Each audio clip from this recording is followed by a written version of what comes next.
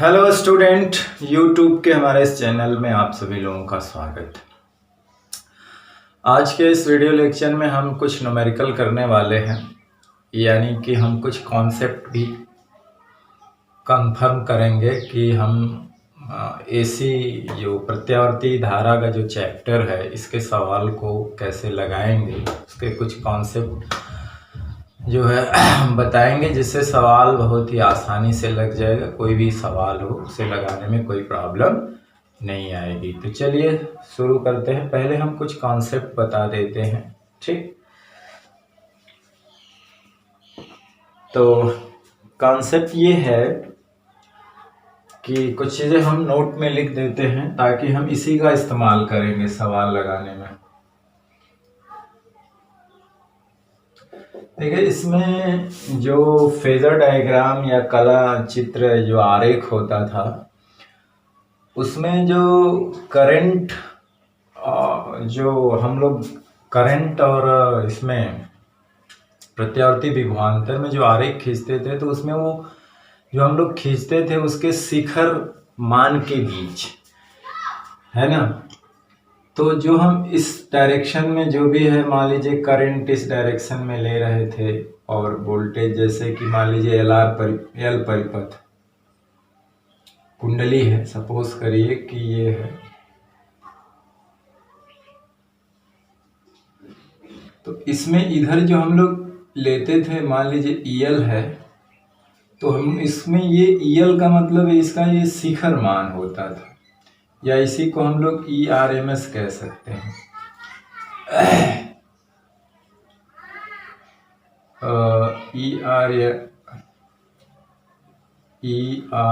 ERMSL।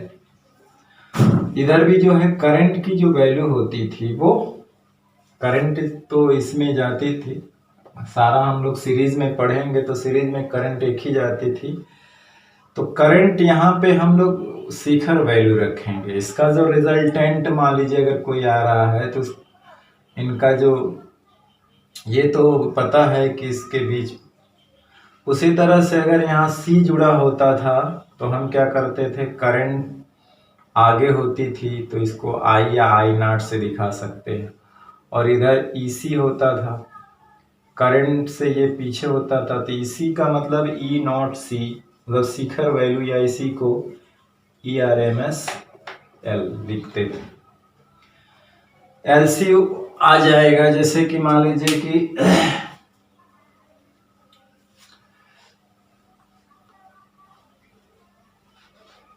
अब मान लीजिए कि LR परिपथ है, तो उसमें R भी आ जाएगा। तो करंट और ER और करंट एक ही डायरेक्शन, सेम फेज में होते थे, सेम कला में होते थे। और EL या इसी को हम लोग E0L भी कहते थे।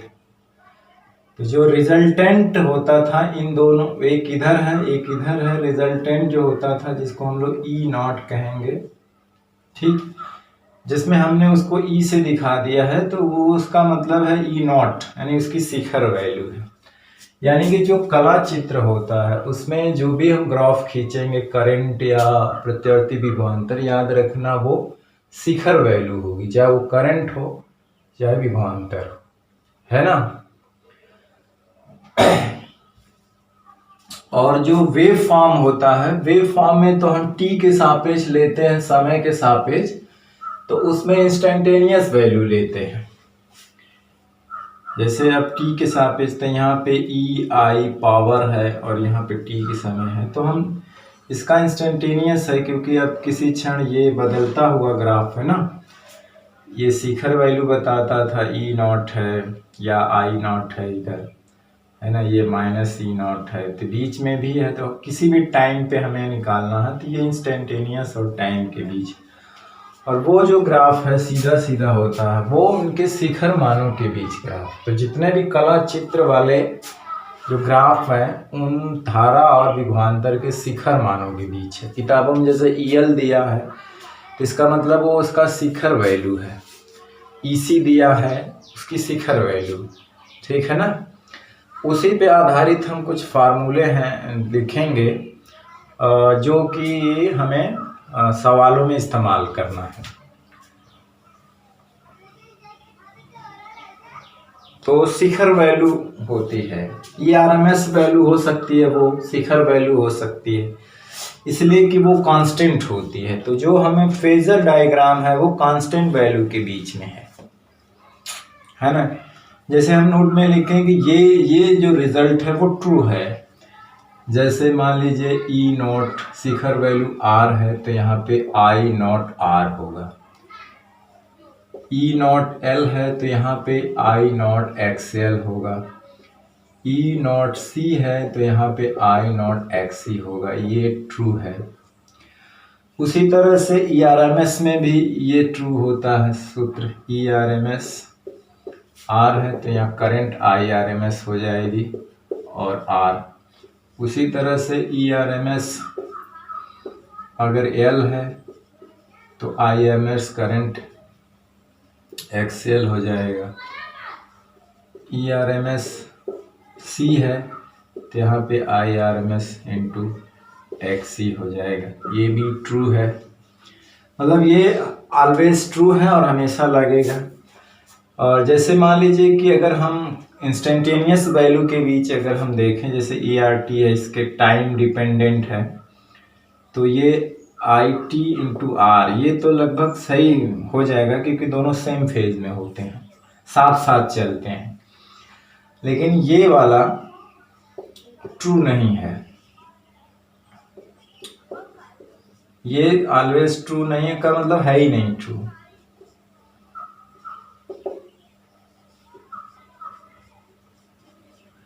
ये दोनों कभी यूज मत करिएगा क्योंकि ये ट्रू नहीं है। ये भी ट्रू इसलिए है कि यहाँ पे करंट और जो विभवांतर होते हैं, मतलब ये ER और IT की जो कला होती है सेम होती है, टाइम के साथ साथ सेम मैक्सिमम होते हैं, सेम मिनिमम होते हैं। यहाँ पे क्या है, ये सब कांस्टेंट, ये सारी कांस्टेंट। तो R XL किसी सर्किट के लिए कांस्टेंट, इनका गुणा भी कांस्टेंट है। यहाँ पे ये दोनों सेम कला में होते हैं तो इसीलिए ये तो मान कुछ चल जाएगा, सही है, ये ट्रू है। लेकिन यहाँ पे करंट टाइम के साथ कुछ और होगी, ये कुछ और होगा। यहाँ पे टाइम के साथ करंट कुछ और होगी, ये टाइम के साथ कुछ और होगा। तो टाइम डिपेंडेंट है ना, तो इनके कला में अंतर होता है। इसके लिए ये पीछे होती है, इसके लिए ये पीछे, ये आगे होती है, तो साथ साथ नहीं चलते हैं। तो किसी क्षण ये कुछ बताएगा, हालांकि R XL XC तो फिक्स है, लेकिन हो सकता है कि जिस समय हम निकालें करंट 0 हो तो ये तो कुछ ना कुछ होगा, और करंट 0 हो, R का गुणा करें पूरा 0 हो, जबकि रियलिटी है सर्किट में ER 0 ना हो, क्योंकि कला में डिफरेंट होते हैं सर, आगे पीछे चलते हैं। इसीलिए ये फार्मूला जो है कभी ट्रू नहीं है ना, लगा करके इसको ऐसे निकालना। जैसे हमने कहा था कि Z बराबर E बटे I है, तो इसका मतलब ये है कि ये शिखर वैल्यू है, यानी E नॉट I नॉट, ये क्योंकि इसके साथ अगर T लगा है तो ये ट्रू नहीं है। ठीक है, T नहीं लगा तो इसका मतलब है उसका ये कांस्टेंट वैल्यू है, एग्जैक्ट वैल्यू, शिखर वैल्यू है यहाँ पे। तो ये भी सही है, अगर साथ में T नहीं लाना चाहिए, टाइम डिपेंडेंट नहीं होना चाहिए। ठीक, तो ये आप अपने दिमाग में इसको बैठा लीजिए और इसी पे बहुत सिंपल तरीके से सवाल हल होंगे। हालांकि आज हम सर्किट लेवल का करेंगे क्योंकि कम से कम 2-3 वीडियो न्यूमेरिकल के बताएंगे, और हम जितने भी इसमें कॉन्सेप्ट है सब सही हो जाएगा और इससे आया हुआ सवाल बोर्ड में कोई छूटेगा नहीं। ठीक है, चलिए पहला सवाल लेते हैं, इसका स्क्रीनशॉट ले लीजिए।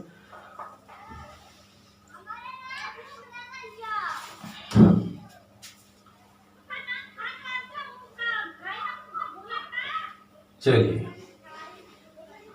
और भी जो इसमें कॉन्सेप्ट आते जाएंगे हम उसको बताएंगे।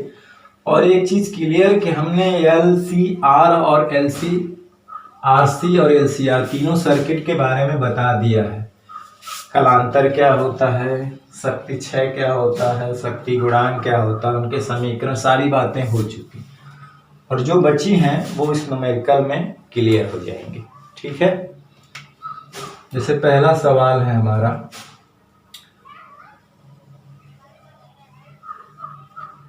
एक प्रत्यावर्ती स्रोत है, विभवांतर है, ये यल है कुंडली, ये दिया हुआ है 2H। कितना दिया हुआ है? 2H दिया हुआ है। और इस पे हम प्रत्यावर्ती स्रोत जो लगाते हैं वो ये दिया हुआ है, इसकी वैल्यू दे रखी है, ये है 10 sin 10t + 30 डिग्री। मतलब इससे जो इसमें करंट बहेगी उससे 30 डिग्री आगे है ना इसमें करंट। अब इसमें कुछ सवाल देगा कि हमें पता क्या करना है।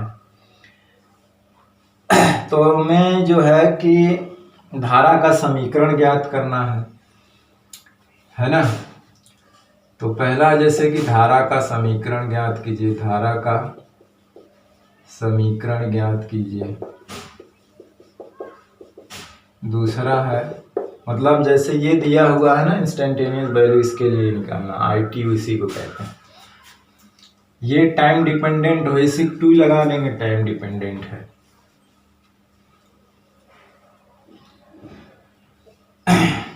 तो अगर टाइम लगा हुआ है तो हमने जो नीचे 2 फार्मूले लिखे हैं वो ट्रू नहीं होंगे, ठीक है।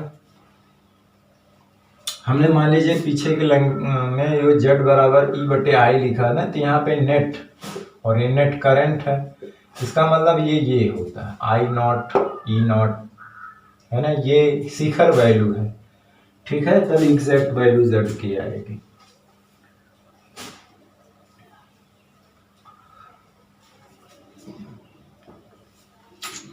और पूछा है कि IRMS वैल्यू निकालिए इसका, IRMS, ठीक है। एक्सेल भी पूछ सकता है यहाँ पे, अगर चाहे तो एक्सेल भी पूछ सकता है तीसरा कि एक्सेल क्या होगा, है ना। 3 चीज पूछ सकता है, I0 भी पूछ सकता है क्या होगा, ठीक। बहुत सारी चीजें आ सकती है इसमें। I0 क्या हो सकता है ये भी पूछ सकता है। चलिए, क्योंकि धारा का समीकरण ज्ञात करने के लिए I0 की जरूरत पड़ेगी, ठीक। अब धारा का समीकरण देखिए, एक चीज माइंड में रखिए कि जब करंट यल परिपथ होता है, जिस प्रत्यावर्ती परिपथ में केवल प्रेरकत्व होता है, तो करंट 90 डिग्री पीछे होती है। क्या होती है? 90 डिग्री पीछे होती है। तो अगर हम करंट का इक्वेशन लिखें तो I0 हो जाएगा sin 10t + 30 - 90 करेंगे ना, क्लियर। 90 डिग्री क्या होता है? पीछे। करंट जो है ये समझ लिए EL है, ये चीज क्या है, तरह से इसके ऊपर डेवलप होगा वो EL है। तो करंट क्या होती है, इसके ऊपर जो विभवांतर डेवलप होता है वो करंट से 90 डिग्री आगे चलता है। तो इसका मतलब है कि करंट 90 डिग्री पीछे होगी। हमें इसका निकालना है ना, इसका निकालना होता, इस ये दिया रहता तो हम उसमें 90 डिग्री जोड़ देते। तो ये या तो इससे 90 डिग्री आगे है या तो इसको पीछे कर लीजिए। अब इसमें सारी चीज पता है तो हमें ये निकालना हो, I0 sin 10t, अब ये हो जाएगा -60 हो जाएगा। अब हमें लेकिन I0 की जरूरत है, तो I0 के लिए क्या जरूरत है, EL या E0L, E0 चाहिए और XL चाहिए।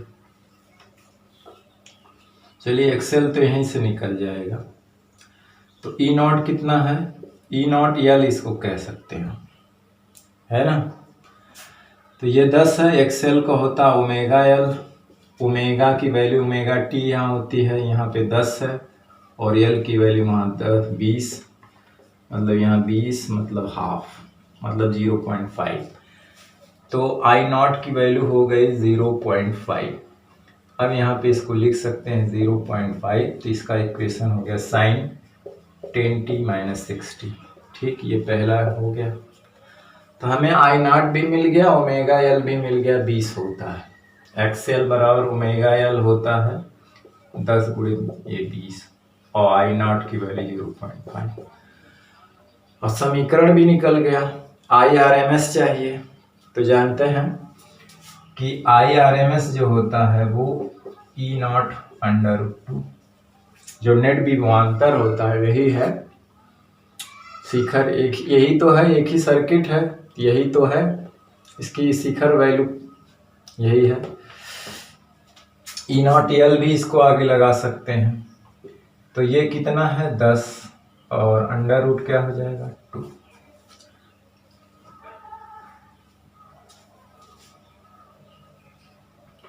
सॉरी IRMS चाहिए तो I0 होगा ना,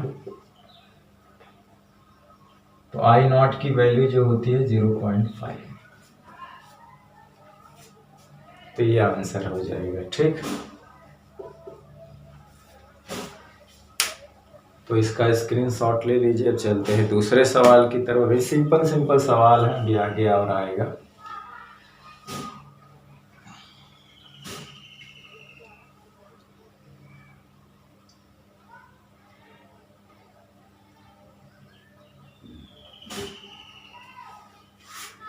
चलिए,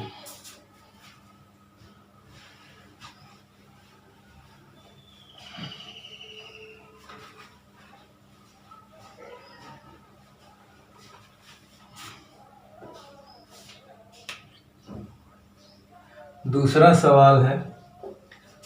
अब मान लीजिए कि इसमें एक संधारित्र सैंपल है और ये प्रत्यावर्ती स्रोत है, C/2 माइक्रोफैरड दिया हुआ है, और जो यहाँ पे प्रत्यावर्ती विभवांतर लगाया गया है ये इसे ले लीजिए 10 sin 10t। ठीक है, अब इसमें करंट का इक्वेशन, टाइम के साथ करंट का इक्वेशन लिखना है, यानी पहला निकालना है IT, यानी इक्वेशन निकालना। दूसरा आप ये भी कह सकते हैं कि आप जैसे कि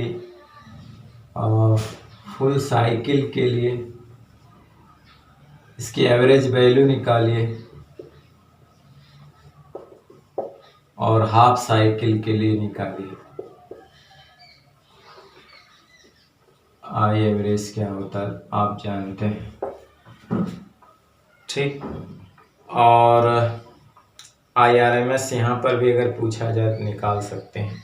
सारा प्रोसेस वही है। मेन देखिए यहाँ पे क्या है, हमें इसके आधार पे करंट का लिखना है, तो I हो जाएगा I0 sin ये 10t है। तो जाहिर सी बात है करंट इसे लीड करती है। जब संधारित्र होता है तो करंट 90 डिग्री लीड करती है, मतलब आगे रहती है। तो इसका मतलब है कि इसमें 10t + 90 लिखा जाएगा। सही, लीड करती है तो इतना लिखा जाएगा, नहीं π/2। लेकिन हमें यहाँ पे जरूरत है I0, और I0 का मतलब हो गया E0 XC। I0 तो E0, अब चाहे यहाँ E0C लगा सकते हैं। तो यहाँ से ये दिया हुआ है कितना है 10 XC होता है 1/ωc। ये ऊपर चला जाएगा 10 × ओमेगा की वैल्यू 10 है, C की वैल्यू कितना है 2 माइक्रोफैरड, यानी अब 10⁻⁶ कर देंगे तो फैरड हो जाएगी। तो 2 0 खत्म हो गया, तो I0 वैल्यू हो जाएगी 2 × 10⁻60 एम्पियर। ये 0 से 2 पावर कम हो जाएगी। अब इसका इक्वेशन अगर लिखना है तो I0 की वैल्यू हो गई 2 × 10⁻⁴ sin 10t + 90, ये होगी। IRMS लिखना है तो भी लिख सकते हैं, जानते हैं IRMS बराबर होता है I0/√। तो I0 जो निकल के आया है वो 2 × 10⁻⁴ √2 कह सकते हैं।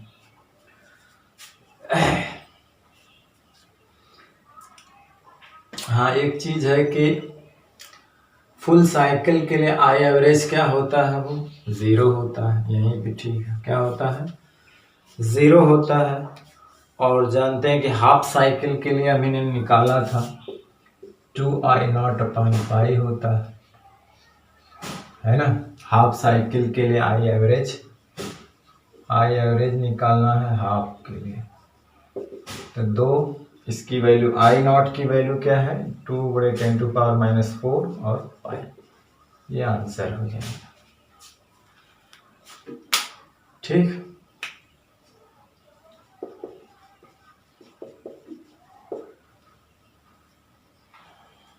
तो इसको आप उतार लीजिए। चलते हैं तीसरे सवाल की तरफ। और भी आगे अभी आएगा, हर सर्किट का आएगा, मतलब तीनों का। फिर जो छोटा मोटा सवाल रहेगा वो और भी लिया जाएगा, मतलब 3 इसके वो रहेंगे। अभी हो सकता है एनसीईआरटी का एग्जाम्पल लेकर के और कुछ सवाल लेके दूसरे वीडियो में आएंगे। तो चलिए इसको मिटा दूं। ओके,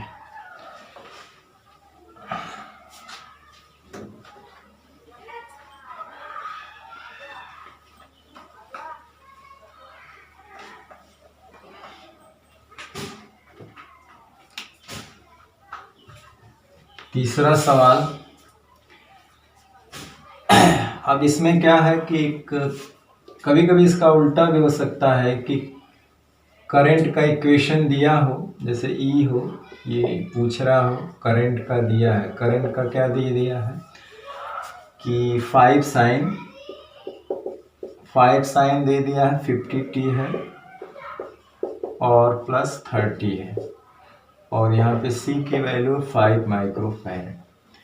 तो अब मतलब वो ई टी का इक्वेशन पूछ रहा है, क्या होगा, पहला क्वेश्चन है, जैसे ज्ञात कीजिए।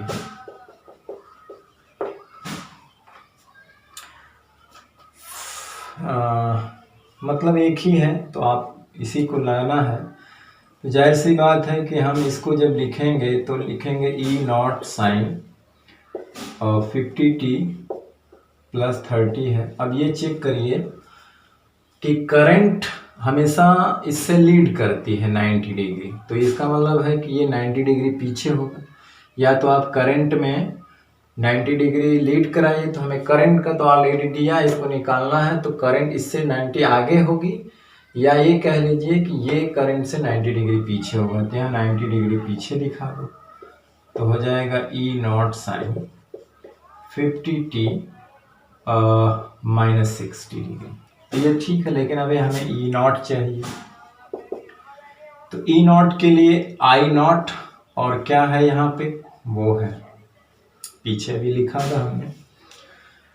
तो यहाँ पे आई नॉट की वैल्यू यहाँ से मिल जाएगी, आई नॉट है तो 5 है, यहाँ से तुलना कर दीजिए।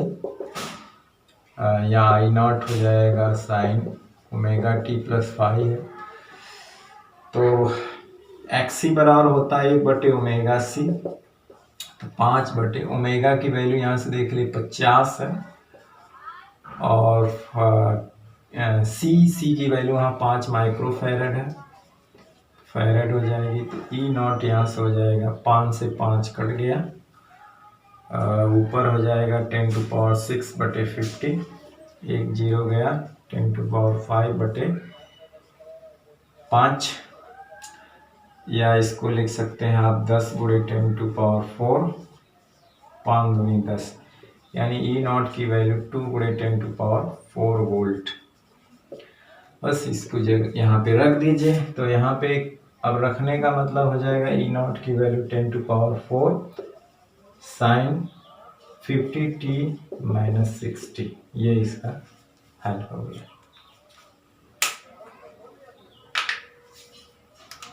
ठीक, तो अब इसका स्क्रीनशॉट ले लीजिए।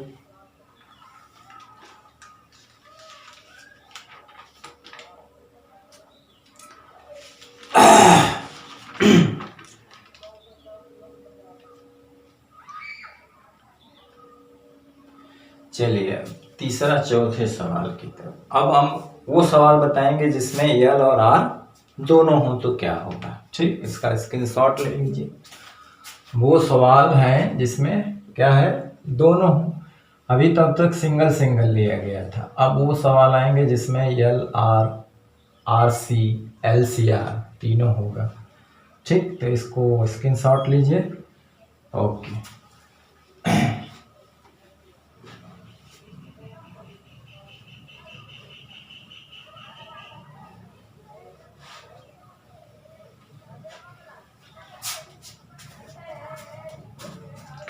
अब जैसे सवाल ये है जिसमें क्या है, क्वेश्चन नंबर 4 सवाल ये है, देखिए ये रेजिस्टेंस है, ये कुंडली है और ये एक प्रत्यावर्ती विभवांतर लगाया गया है। तो यही जाकर इन दोनों पे डेवलप होगा, दोनों सीरीज में रखा गया है। तो जैसे ये R जो है 20 ओम यहाँ पे दिया हुआ है और L यहाँ पे दिया हुआ है 2/पाई हेनरी, और जो प्रत्यावर्ती स्रोत लगाया गया है उसको दिया गया है 200 साइन जो है 100 पाई टी। एक क्वेश्चन दिया गया है, इसमें करंट मान लीजिए आई जा रही है, सब दोनों में करंट सेम जाएगी, तो इसलिए करंट तो दोनों में सेम जा रही है, सीरीज में करंट सेम होती है, तो इसीलिए यहाँ पे जो ग्राफ में आई या आई नॉट दोनों लिख सकते हैं, ठीक, क्योंकि वही करंट तो दोनों में जा रहा है, मतलब इसमें भी आ रही है, इसमें भी आ रही है, ठीक है। लेकिन इसके ऊपर जो डेवलप वो होता है, पोटेंशियल होता है, वो कला में कुछ आगे पीछे होता है, इसमें तो सेम कला में होता है, इसमें आगे पीछे होते हैं, ठीक। इसलिए इसके जो शिखर वैल्यू होते हैं उससे इसकी वैल्यू निकाली जाती है। तो करंट आई वहाँ पे है तो आई नॉट ही समझिए, जब हम रिलेशन में लिखेंगे या कला चित्र बनाएंगे तो अक्सर वो आई नॉट ही होता है। वेव डायग्राम जब लेते हैं तो उसमें इंस्टेंटेनियस मान मतलब कि वैल्यू और इंस्टेंटेनियस वैल्यू और टाइम के साथ लिया जाता है। तो यहाँ पे क्या क्या पूछा है इसमें, जैसे ज्ञात कीजिए, क्या क्या ज्ञात करना है।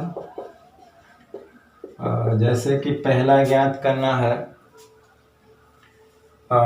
एक्सेल, हाँ एक्सेल की वैल्यू पूछा है। जैसे दूसरा है जेड की वैल्यू, अब जेड भी आ जाएगा, इम्पीडेंस जिसको कहते हैं। तीसरा जो है I naught peak value, I naught I current की पीक वैल्यू पूछा है, इंस्टेंटेनियस करंट नहीं, है ना।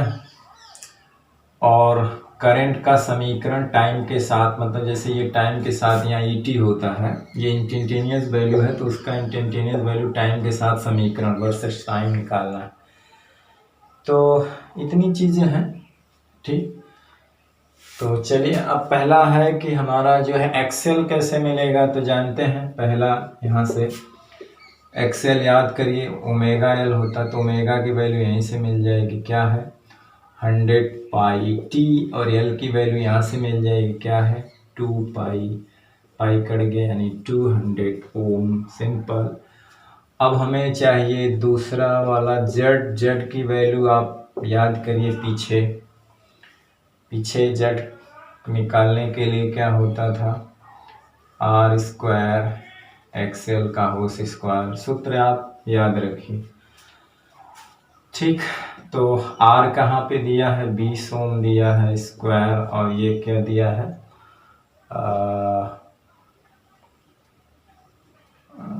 मतलब सॉरी, ये सवाल में ही 200 ओम है, 20 नहीं है 200 ओम था। तो ये क्या है कि ये 200 का स्क्वायर हो जाएगा, तो यहाँ पे ये 4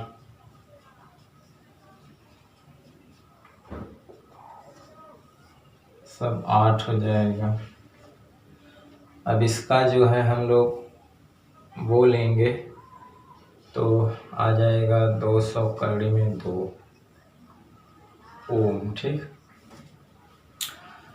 अब आई नॉट पूछा है, इसके बाद तीसरा क्या पूछा है आई नॉट, तो आई नॉट का मतलब होता है E not upon x L, नहीं जेड, जेड क्योंकि अब तो इम्पीडेंस जेड हो गया ना, क्योंकि अब आर भी आ गया, एल, दोनों का रिजल्टेंट देखा जाएगा जेड। तो ई नॉट की वैल्यू है 200, इसकी वैल्यू है 200 अंडर रूट 2, ये कट जाएगा 1/√2 एम्पियर। अब पूछा है आई नॉट तो निकल गया, आई टी, तो देखिए आई टी के लिए हमें कलांतर देखना होगा, क्योंकि इसमें जो करंट होती है अलग अलग नेट, जो इसका नेट, जो इन दोनों का नेट विभवांतर होगा वो कला में क्या होता है एल आर। तो एल आर परिपथ में क्या होता है कि आर जो है, आर तो सेम होता है, मतलब आर और करंट एक डायरेक्शन में होते हैं, सेम कला में होते हैं, लेकिन यल जो है करंट से 90 डिग्री होता है। तो आर, ई आर और ई एल, मतलब ये वाली व्यवस्था है। देखो इधर ई आर होता है, करंट भी इसी डायरेक्शन में, इधर ई एल होता है। ई एल मतलब वही ई नॉट एल, आप जो भी लिखिए, या ये E R M S L हो सकता है, उसी तरह ये ई नॉट आर हो सकता है। ठीक है, ये समझिए। तो अब इसका रिजल्टेंट ये होगा जिसको हम लोग ई नॉट कहते हैं, है ना। तो अब कहने का मतलब है कि, और ये जो रिजल्टेंट है ई नॉट, अब ये क्या है, यानी कि करंट और जो रिजल्टेंट विभवांतर होता है उनके बीच कलांतर चाहिए, है ना, ताकि पता करें करंट कितनी डिग्री इससे पीछे चल रही है, फाई। जब हमें फाई पता होगा तब तो हम आई टी निकालेंगे। इससे जो नेट रिजल्टेंट है, इससे जो है वो कला में कितना पीछे चल रही है, फाई। तो हमें ज़रूरत है फाई निकालने के लिए। तो पीछे आप याद करिए कि जब एल आर परिपथ होता था तो tan फाई कैसे निकलता था, tan फाई कैसे निकलता था,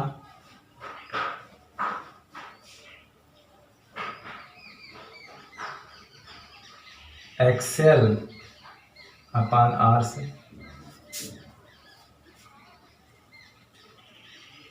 एक्सेल अपान आर से निकलता था, है ना। यानी अगर इसको ग्राफ खींचा जाए तो जैसे देखिए इधर आर होता था, इधर एक्सेल लिख दो, और ये जो रिजल्टेंट है ये जेड होता है। तो कहने का मतलब ये एक्सेल है, इधर फाई है। tan फाई बराबर क्या हो गया, tan फाई बराबर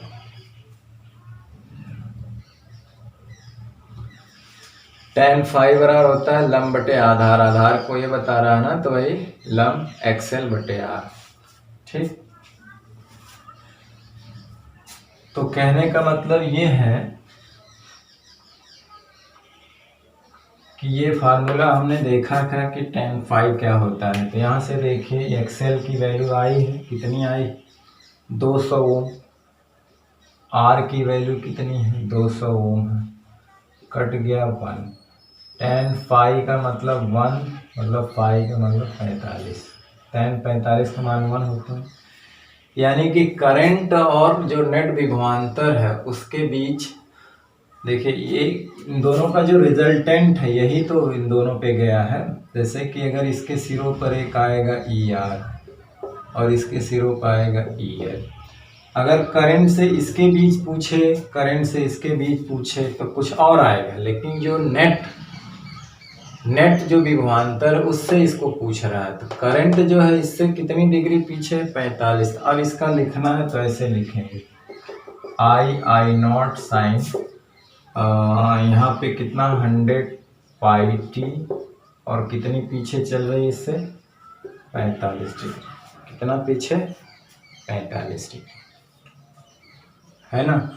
लेकिन हमें आई नॉट की भी वैल्यू लिखना है, तो आई नॉट की वैल्यू यहाँ पे हो 1/√2। अब साइन हो जाएगी 100 पाई टी माइनस 45 डिग्री, ये इक्वेशन बन जाएगी। ठीक, लेकिन अगर इसी में ये पूछता कि इसका इक्वेशन पूछता, इसका इक्वेशन पूछता टाइम के साथ, तो हम क्या करते तब, ये वाला जो है करंट से 90 डिग्री आगे होता और इसका सेम होता, इसका और इसका तो सेम कॉलम होते हैं तो यही होता है, लेकिन अगर हम इसका इक्वेशन लिखेंगे तो इसमें 90 डिग्री और जोड़ेंगे क्योंकि करंट से ये 90 डिग्री आगे चलता है। अभी उस तरह के सवाल आगे आएंगे, ठीक है। अभी उस तरह के जस्ट सवाल आगे आ रहे हैं, ठीक है। इसका स्क्रीनशॉट ले लीजिए।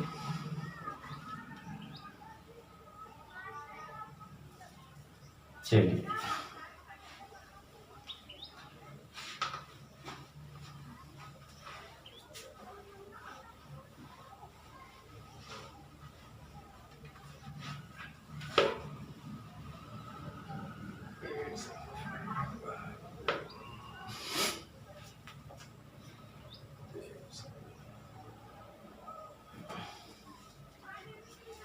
चलिए एक सवाल और लेते हैं।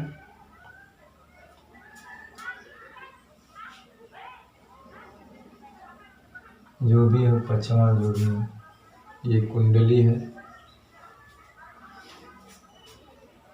ये 3 ओम है, R बराबर कितना है 3 ओम, और L की वैल्यू दे रखा है 0.4 हेनरी, और यहाँ पे एक प्रत्यावर्ती विभवांतर लगाते हैं जो दे रखा है E बराबर 20 साइन और 10t लगा है और लिखा है 60 डिग्री ये, और यहाँ पे मान लीजिए करंट है वही जा रही है। तो इसमें पूछा है ज्ञात कीजिए, पहला है जैसे एक्सएल क्या होगा, दूसरा है जेड क्या होगा, ये सब आप निकाल लोगे बढ़िया से, आई नॉट क्या होगा, चौथा है टाइम के साथ आई का इक्वेशन लिखना है, टाइम के साथ ERT का इक्वेशन IR का लिखना है, और टाइम के साथ EL का इक्वेशन लिखना है, ठीक। तो चलिए बाकी तो आप फट से लगाएंगे। पहला है एक्सएल, तो आप जानते हैं एक्सएल बराबर ओमेगा एल, ओमेगा की वैल्यू यहाँ 10, एल की वैल्यू 0.4 मतलब 4 ओम, ठीक। और दूसरा है जेड, जेड की वैल्यू आप जानते हैं जब ये दोनों जुड़ा हो तो ये होता है आर की वैल्यू यहाँ से 3 का स्क्वायर और एक्सएल का है 4 का स्क्वायर, मतलब 9 और 16 मिलके √25 मतलब 5 ओम, और यहाँ से मिल जाएगा आपको तीसरा आई नॉट, आई नॉट का मतलब होता है E0/Z, E0 का मतलब होता है 20 है यहाँ पे, और जेड की वैल्यू यहाँ आएगी 5 यानी 4 एम्पियर। देखो E0 यहाँ से मिलेगा ना ये, ठीक। अब हमें करंट का लिखना है इक्वेशन, तो जाहिर सी बात है ये जो करंट होगी, जो नेट पोटेंशियल होगा, ये यही तो जाके दोनों पे स्थापित है, नेट यही है। तो जो नेट पोटेंशियल होगा LR परिपथ में, उससे करंट जो होती है वो 5 डिग्री जो है पीछे होती है। तो क्योंकि जब हम ये जब R आ जाता है तभी हमने पीछे पढ़ा है कि इधर ER हो जिसे E0R कहते हैं, इधर EL हो तो E0 इधर आ जाता है ना, या उसी को E कह लीजिए, E0 को E नेट जिसको कहते हैं। तो यही वाला जो E नेट है टाइम के साथ लेंगे तो ये इक्वेशन है, यो उससे करंट जो होती है इसी डायरेक्शन में, क्योंकि ये दोनों सेम कला में होते हैं, 5 डिग्री पीछे चलती है। तो अब करंट से नेट विभवांतर के बीच मान लेते हैं कलांतर फाई है, तो हम जानते हैं ना यहाँ पे tan फाई की बात करते हैं, tan फाई का मतलब होता है कि XL/R, ऐसा पीछे आया था, आएगा भी, हमने अच्छे से बताया कि ये कैसे आया है, पीछे आप गौर करिएगा वीडियो में XL/R कैसे आया। इसके लिए भी ग्राफ, अब यहाँ पे देखिए, यहाँ पे हम ये ले लेते तो ये होता EL, तो tan फाई बराबर EL बटे ये है, तो होता है ना EL बटे ई आर, इसको लिखते आई नॉट एक्स एल, या आई ही लिख देते, इसको आई नॉट आर, आई आई पड़ गया वही बचा, तो उसे आई नॉट एक्स एल लिखे या आई।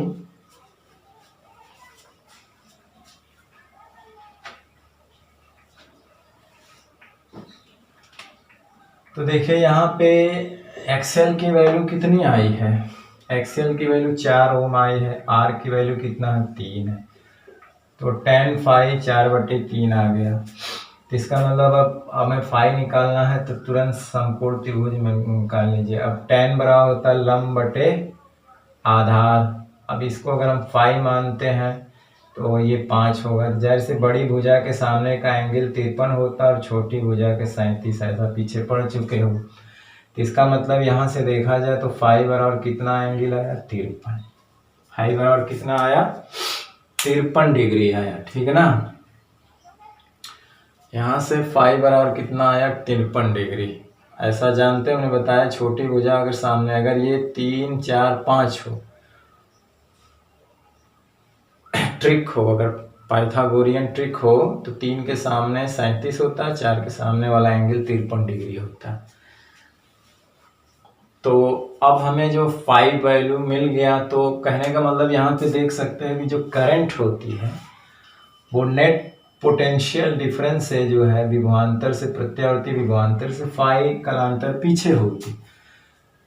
तो उसका अगर इक्वेशन लिखें तो आई नॉट साइन tan t, ये है ना, इससे 60 माइनस कितना डिग्री पीछे होगा 53 डिग्री पीछे।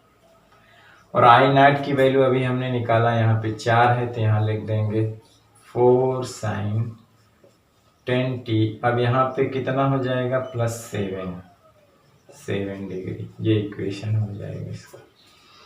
ठीक, तो सारी चीज़ें निकल गई, इसका स्क्रीनशॉट ले लीजिए। ये 2 चीज़ और रह गया, इसका इक्वेशन कैसे बनेगा, ठीक।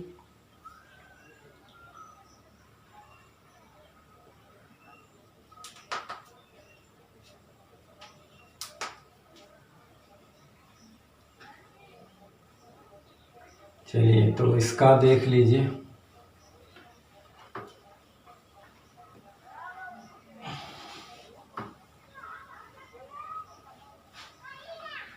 अब देखिए करंट का भी हमने निकाला, कितना आया है 4 साइन tan t +7 डिग्री। तो जानते हैं कला और ये जो है ELT, ये रेजिस्टेंस के ऊपर जो पोटेंशियल होता है और करंट, ये दोनों किस में जाती है, क्योंकि ये करंट जो है सब में वही जाएगी, क्योंकि सीरीज में सब जुड़े हुए हैं। करंट का बंटवारा तो हो नहीं रहा है, तो यही करंट उसमें जाएगी।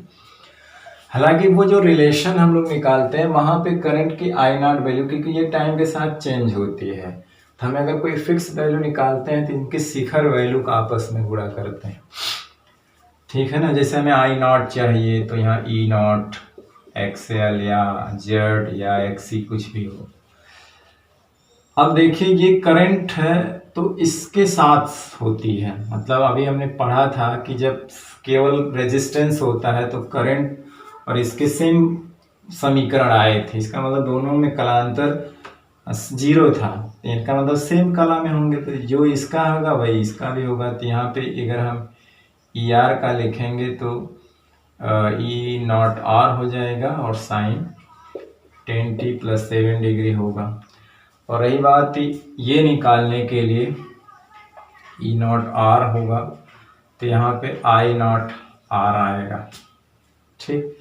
तो आई नॉट की वैल्यू 4 एम्पियर और आर 3, इसका मतलब ये 12 वोल्ट होगा। तो ई आर टी अगर हमें चाहिए, यहाँ पे टी लगा दें, यहाँ पे भी टी रहेगा, तो यहाँ हो जाएगा 12 साइन tan t +7 डिग्री, ये इसका इक्वेशन हो गया। उसी तरह से हमें ई एल टी चाहिए, तो यहाँ पे E L E naught L हो जाएगा साइन, अभी जो है करंट के साथ अब इसका देखना है ना, तो जानते हैं कि इसके सिरों का जो विभवांतर होता है वो करंट से 90, देखिए नेट का कुछ और होगा, नेट का तो फाई होगा, लेकिन करंट का अलग अलग देखेंगे तो अलग अलग सर्किट में क्या होता था उसमें है। जैसे रेजिस्टेंस के साथ सेम कला में इसके साथ ये 90 डिग्री से आगे होता है, इससे करंट से ये 90 डिग्री आगे, यही करंट तो दोनों में जा रही है।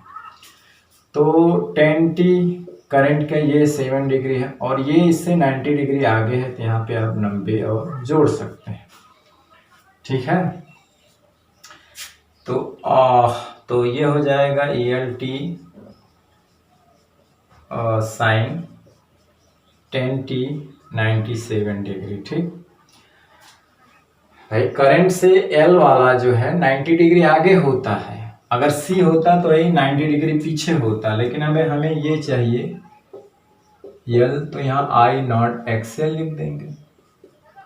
अगर हमें सिर्फ E0 चाहिए तो I0 Z होता। तो I0 की वैल्यू 4 है और XL की वैल्यू अभी निकली थी पीछे, XL की वैल्यू कितनी थी, 4 ओम थी, वो भी कितनी, XL की वैल्यू थी यहाँ से अगर निकाला जाए तो ओमेगा L, ओमेगा की वैल्यू 10 और L की वैल्यू 0.4 यानी 4, यानी कि 16 ओम होगी। तो यहाँ पे इसको 16 ओम लिख देंगे। ELT 16 sine 10t plus 97 degree. देखिए हमने R में वही लिख दिया क्योंकि सेम कला में होते हैं, लेकिन ये इससे 90 डिग्री आगे होता, तो ये में 90 जोड़ दिया तो 7 और 90 मिलके 7। तो आप इसका स्क्रीनशॉट ले लीजिए। चलिए अब हम लेते हैं वो जिसमें प्रतिरोध के साथ संधारित्र जुड़ा हो। ठीक है,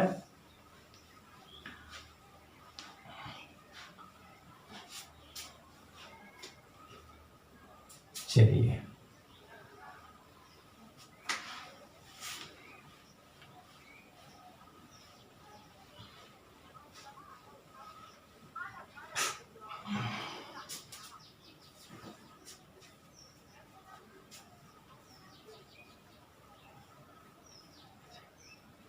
अब चलिए, जैसे कि ये सवाल है, क्वेश्चन जो भी हो, 6वां 7वां, ये रेजिस्टेंस के साथ अब संधारित्र जुड़ा हुआ है।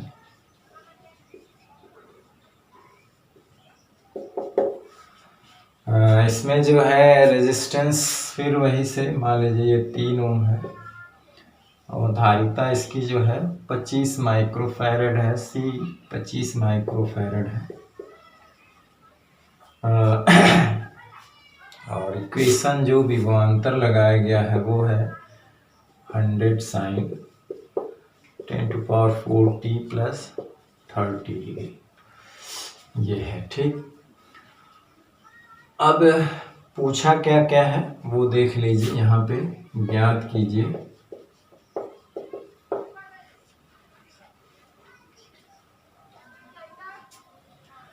तो पूछा है जैसे कि पहला है कि XC, जैसे उसमें XL पूछा था, फिर इसमें पूछेगा Z,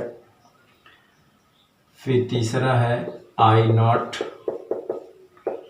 ठीक है, अब चौथी चीज़ जो पूछेगा वो टाइम के साथ इसका इक्वेशन, और टाइम के साथ रेजिस्टेंस के ऊपर जो डेवलप पोटेंशियल है उसका, फिर टाइम के साथ C का।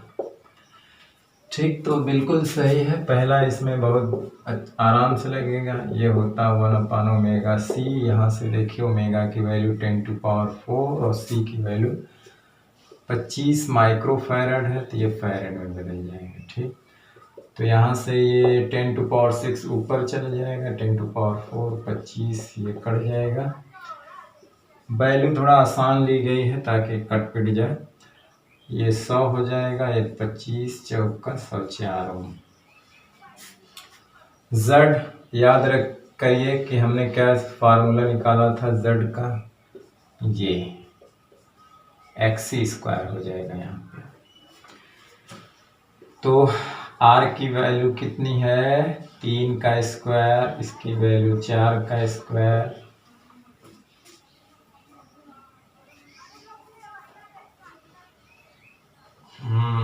तो ये तो फिर से वही 9 + 25 मतलब 5 आएगा। I0 तीसरी वैल्यू I0 है, तो I0 का मतलब E0 यहाँ से मिलेगा और Z नेट रेजिस्टेंस। ठीक, तो ये 10 है और Z की वैल्यू अभी आई है 5 यानी कि 2 एम्पियर।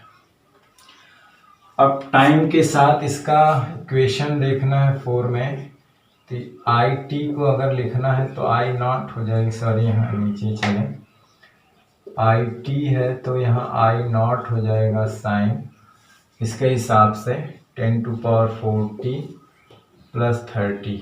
अब देखिए करंट लीड करती है इससे, लेकिन कितना डिग्री, अगर रेजिस्टेंस ना होता तो ये 90 डिग्री लीड करती, लेकिन रेजिस्टेंस आ जाने से वो 90 डिग्री से कुछ कम, क्योंकि रेजिस्टेंस क्या करता है, करंट को, पोटेंशियल को सेम डायरेक्शन में ले जाता है। लेकिन ये जो है इसमें ये अकेला होता तो करंट इसमें 90 डिग्री लीड करती था। अब 5 डिग्री जो है आगे पीछे होगा, कलांतर आ गया ना इसमें, तो वो हम लोग निकाले हैं 5 होता है। तो 5 निकालने का क्या ढंग है, जब इसमें C होता है, ठीक है, तो इसमें मान लेते हैं अब करंट 5 डिग्री आगे रहेगी इसमें। देखिए अगर सिंगल होता तो ये इससे 90 डिग्री आगे रहती, लेकिन R के होने की वजह से अब कुछ डिग्री आगे होगी, तो वो 5 है, तो इसमें हम 5 जोड़ देते हैं। ठीक, लेकिन 5 को निकालने के लिए हम tan phi का फार्मूला याद करेंगे, वो आएगा XC/R, याद करिए पीछे आया था।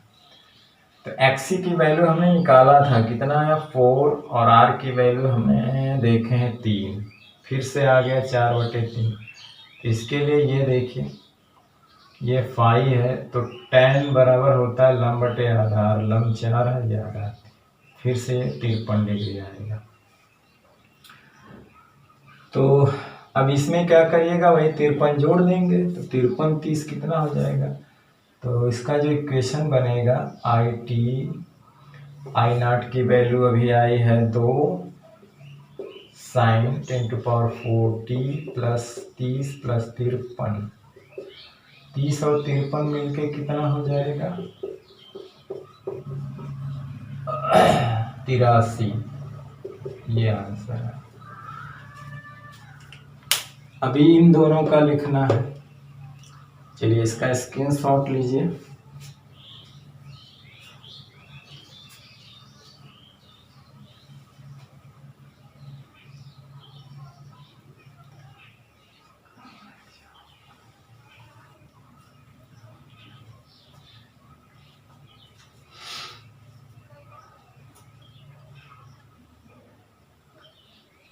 चलिए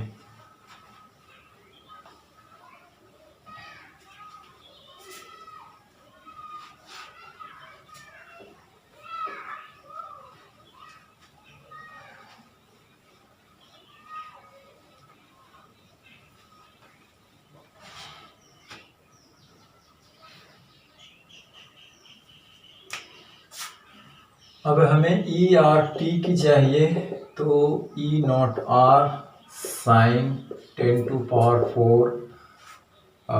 T प्लस कितना 83, यही करंट का था ना, इसका भी वही होगा क्योंकि ये दोनों सेम कला में होते हैं।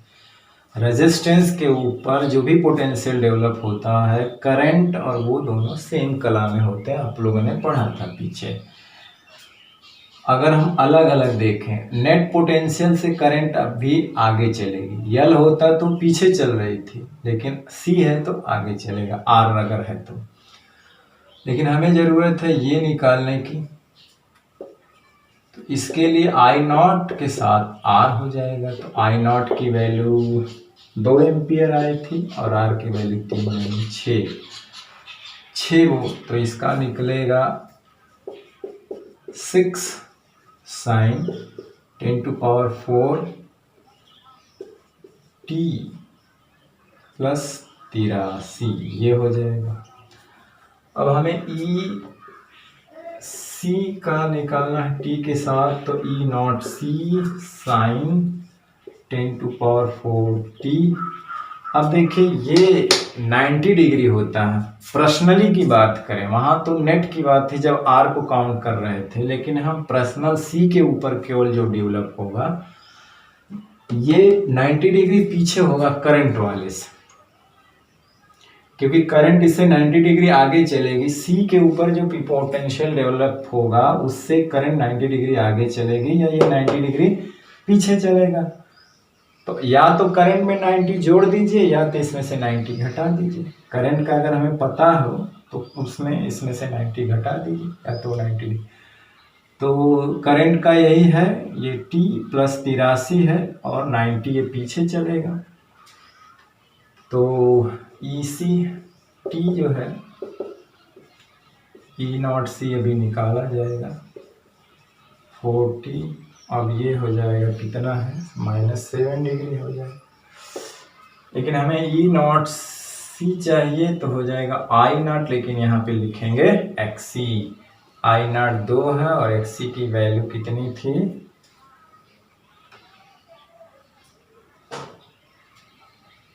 4। XC की वैल्यू हम लोग निकाले थे 1/ωc, तो ये 10⁴ था, ये 5 × 10⁻⁶ था, 2 कट गया तो 100/5 20 था, 20 25 100 ना।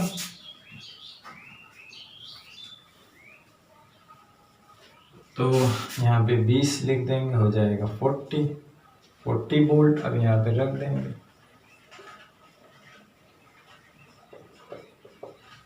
ये 40 हो जाएगा साइन 10⁴ -7 डिग्री, ये कैलकुलेशन।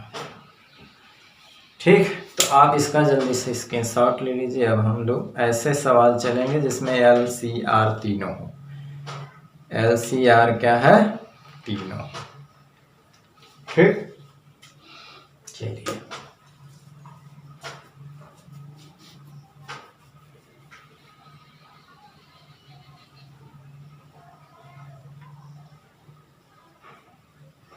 चलिए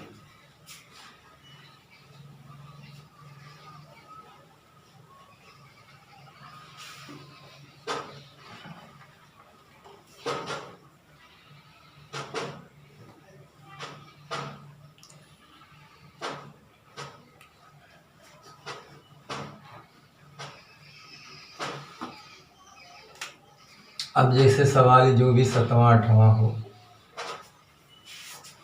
अब इसमें क्या है कि यहाँ पे एक रेजिस्टेंस है, फिर एक कुंडली है। अब LCR परिपथ यहाँ संधारित्र।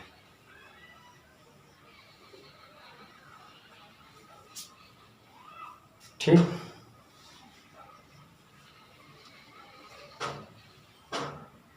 जिसमें R जो दिया है वो 3 ओम दिया है और L की जो वैल्यू दे रखी है 0.16 हेनरी है और C की वैल्यू जो है 50 माइक्रोफैरड है, 50 माइक्रोफैरड, ये C की वैल्यू दे रखी। और करंट तो यहाँ से पास होगी ही, इंस्टेंटेनियस जो भी है। और इसका जो इक्वेशन दे रखा है वो है 50 साइन 100t और -53 डिग्री। ठीक है,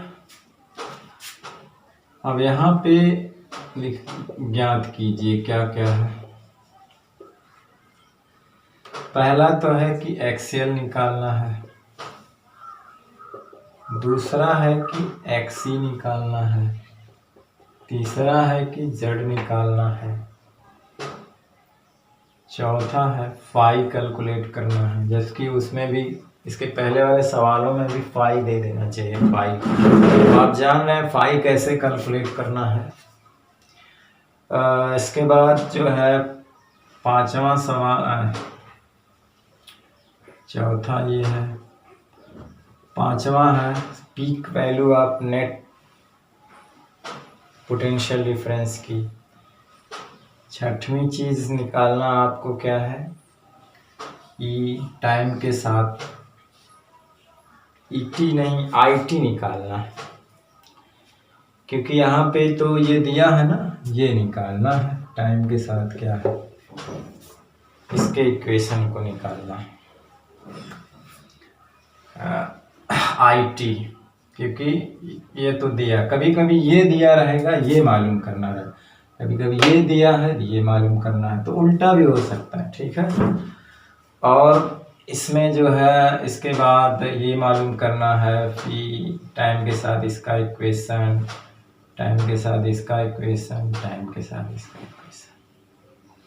फिर एक चीज़ और है इसमें, छठवां था ना, सातवां देख लीजिए, इसमें और बढ़ा दिया, शक्ति गुणांक क्या होगा, cos फाई याद करिए, और आठवां जो होगा सवाल इसमें वो पी एवरेज मालूम करना, औसत शक्ति क्षय। ठीक,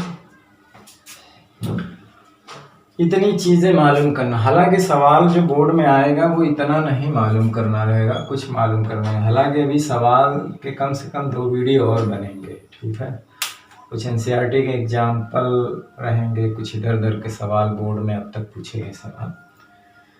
तो जैसे करते थे, अब यहाँ पे 3 आ गया।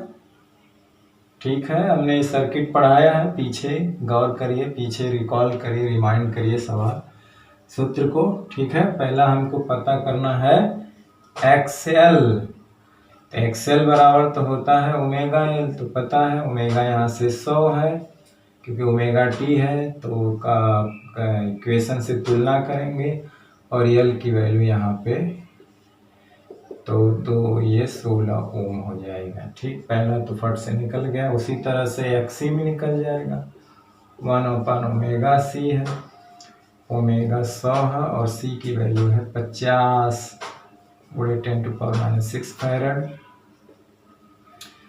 ये 3 0 2 0 एक मिल के 3 10 के घाते ऊपर हो जाएगा, और ये 5000, 1000 में 5 से भाग देंगे कितना आएगा, 1000 में 5 से भाग देंगे तो 20 ओम आना चाहिए, नहीं 200 ओम आना चाहिए। तो एक्सी की वैल्यू हो गया 200 ओम। सही है, 50 ये 100, 3 0 यहाँ 3 माइनस हो जाएंगे, ये ऊपर जाएगा 10⁻3। चलिए, एक वैल्यू ये निकल गया, एक वैल्यू ये। अब z सूत्र रिकॉल करिए, z के लिए क्या है, अब यहाँ पे हम देखेंगे बड़ा कौन है, बड़ा कौन है, एक्सी बड़ा है। इसका मतलब ये, जब देखिए यल और सी में यहाँ पे लिख लीजिए, तो ये आ गया कितना है 16 ओम, और ये जो आया है एक्सी करके आया है, कितना आएगा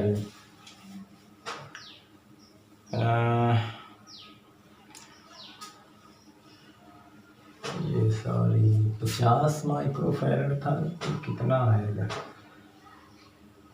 इतना, हाँ ये 500 माइक्रोफैरड है क्या, 500 शायद होना चाहिए, ये 500 माइक्रोफैरड है। तो यहाँ पे अगर हम 500 लिखेंगे तो ये 100 हो जाएगा ना, पावर 2 तो 20 आएगा। सही है, 20 रहना चाहिए। तो यहाँ पे देखिए आसान करने के लिए, तो अब देखिए बड़ा कौन है, एक्सी बड़ा है एक्सेल से, तो इसका मतलब है कि जो इसका रिजल्टेंट बड़ा होता है वो रिएक्टिव है। इसका मतलब ये जो सीरीज है वो रिएक्टिव, इंडक्टिव एंड वो हो गई, कैपेसिटिव हो गई, मतलब धारती हो गया, क्योंकि बड़ा कौन है तो रिजल्टेंट किसके तरफ होगा, इसके पोटेंशियल की तरफ होगा। ये जैसे यहाँ पे है ना, अब इधर करंट है और इधर ई आर रहेगा, इधर ई सी होता था, इधर ई एल, हालांकि ये ई नॉट होता है, E naught L, E naught C, या E R M S L, E R M S C, E R M S R, E naught R, I naught. तो जब यहाँ पे देखिए क्या है, ई सी ग्रेटर देन क्या है, कहने का मतलब है कि एक्स सी ग्रेटर देन एक्स एल है, क्या ये बड़ा है, तो रिजल्टेंट नीचे आएगा ये ई नॉट। अब ये कितने हैं, 5 पे, और यहाँ पे ई सी माइनस ई एल इधर आ जाएगा। ये तो यही रहने दीजिए, यहाँ पे जो रिजल्टेंट आएगा वो ई सी माइनस ई एल। यानी कहने का मतलब है कि ये वाला बन गया, कैपेसिटिव बन गया, तो इसका मतलब है कि जो करंट है वो लीड करेगी 5 डिग्री किससे,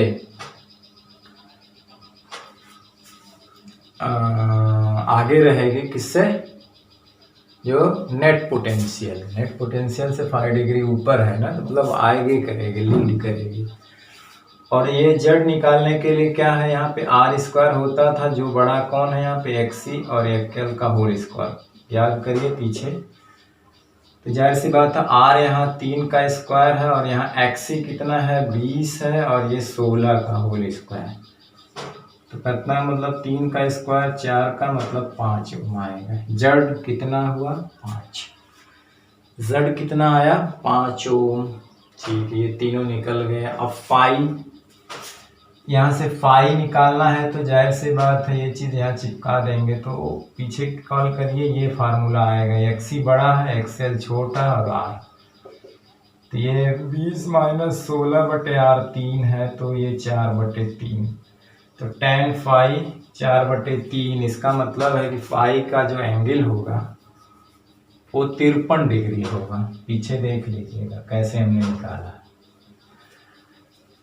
53 डिग्री होगा। ठीक है,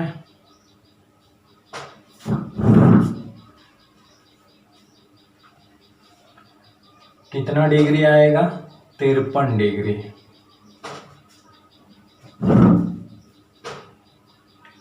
ठीक, अब जो है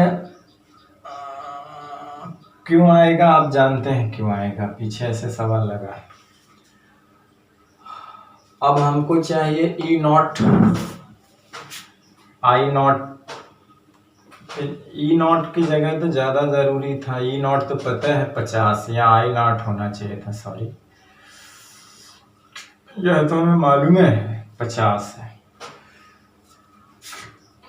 आई नॉट चाहिए, तो आई नॉट के लिए क्या होता है, ई नॉट अपॉन जेड हो जाएगा। तो ई नॉट यहाँ देखिए 50 और जेड की वैल्यू कितना है, 5 10 एम्पियर मालूम है। अब इन चारों के, आई टी के, ई आर, ई एल, ई सी, तीनों के और शक्ति गुणा में इतनी चीजें हैं, तो इसका आप स्क्रीन शॉट ले लीजिए। ठीक,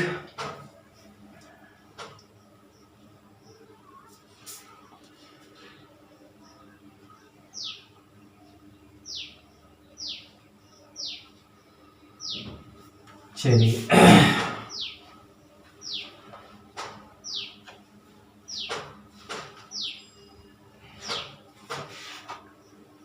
अब हमको आई टी मतलब यहाँ पे देखिए, तो यहाँ आई नॉट होगा साइन 180 माइनस 53 डिग्री। देखिए जो रिजल्ट करंट जो है रिजल्टेंट पोटेंशियल से कितनी डिग्री पीछे होती है, तो जाहिर सी बात है 5 डिग्री आगे होगी, क्योंकि यहाँ पे एक्सी बड़ा है एक्सएल, तो ये प्योर ये जो है अब रेजिस्टिव सर्किट ना, इंडक्टिव ना होकर कैपेसिटिव बन गई है। तो करंट इसमें लीड करेगी 5 डिग्री, करंट और इसमें कितने का अंतर होगा, 5 का अंतर होगा, तो ये में लीड करेगी कितना, 5 डिग्री से आगे चलेगी। कितने डिग्री, 5 डिग्री से, और 5 कितना है, 53 है, तो जाहिर सी बात है इसमें हम 53 डिग्री जोड़ देंगे, तो हमारा ये तो कट गया। तो और आई नॉट की वैल्यू यहाँ लिख देंगे, आई नॉट आ गया हमारा 10 साइन 100t, ये निकल के आया इसका। अब हमें चाहिए ई आर टी।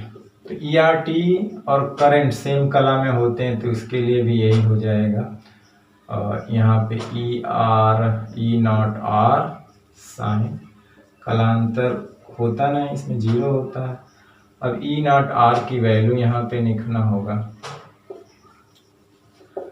ई नॉट आर की वैल्यू का मतलब होता है I naught R, I naught 10 और ये 3 यानी कि 30 वोल्ट।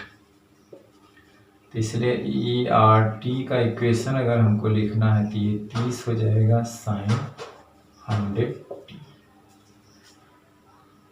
ठीक,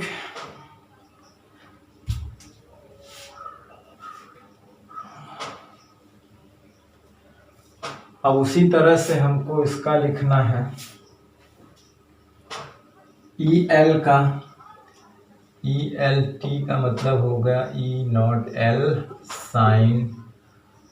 अब देखिए हम करंट से, करंट हमको ध्यान देना, करंट का ये है पर्सनली। अब देखना ई आर सेम में होता है, ई एल सी को पर्सनली करंट के साथ देखना, नेट के साथ नहीं। नेट से तो ये 5 डिग्री आगे है क्योंकि यहाँ पे एक्सी बड़ा है, तो ये मेजर हो गया इसके लिए। देखिए जानते हैं कि जब केवल एल होता था सर्किट में, तो पोटेंशियल जो एल के सिरों पे होता था वो करंट से 90 डिग्री आगे होता था।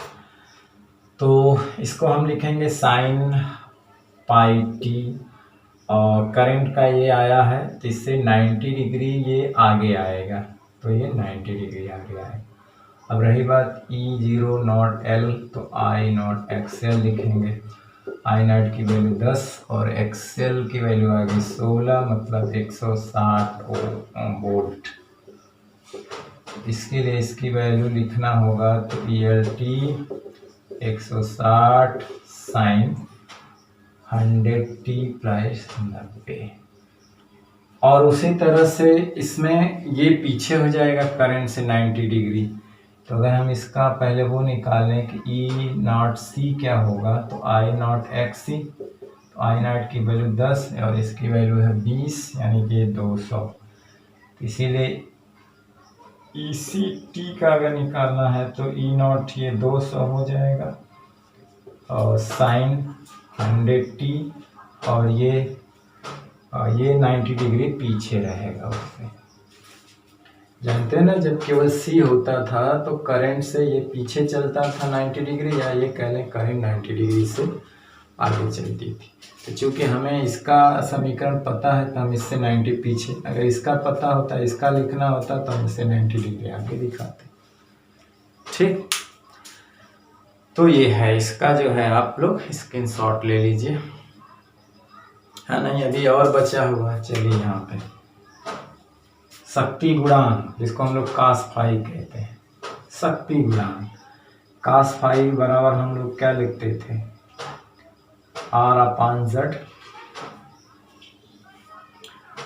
भाई कॉस फाई हमें पता था ना कि टेन फाई बराबर होता है एक्स ई एक्स एल बटे आर। तो चूंकि आधार, अगर इसको फाई माने तो आधार आर होता था, ए एक्स ई माने एक्सएल है, टेन कॉस, और ये कर्ण है, कर्ण हो जाएगा इसका वर्ग प्लस इसका वर्ग, इसी को हम लोग जेड कहते थे, है ना। जो रिजल्टेंट इन दोनों का होता है वो जेड। तो अगर हम कॉस फाई की बात करें तो आधार बटे कर्ण होता है, तो आधार आर बटे जेड। तो आर की वैल्यू क्या आई है 3 ओम, और जेड की वैल्यू क्या आई थी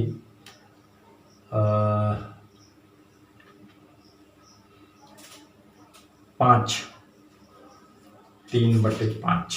कॉस फाई का मान 3/5। तो एवरेज पावर वो IRMS होता है, ERMS होता है कॉस फाई। अभी पहले हमको इसकी वैल्यू भी निकालना होगा। तो देखिए ERMS का मतलब होता है E नॉट अंडर रूट 2, और IRMS का मतलब होता है I नॉट अंडर रूट 2। तो इनका गुणा है, तो ये तो हो जाएगा 2, तो हो जाएगा वहाँ से अंडर रूट 2 का गुणा हो जाएगा 2। E0 की वैल्यू 50 है, I0 की वैल्यू 10 है, और यहाँ पे ये 2 है। cos फाई का मान 3/5। पौन दूना 10, 2 से 2 कट गया, 5 3 15, 150 वाट। ये आंसर आएगा। ठीक, आप इसका ले लीजिए स्क्रीनशॉट। ठीक,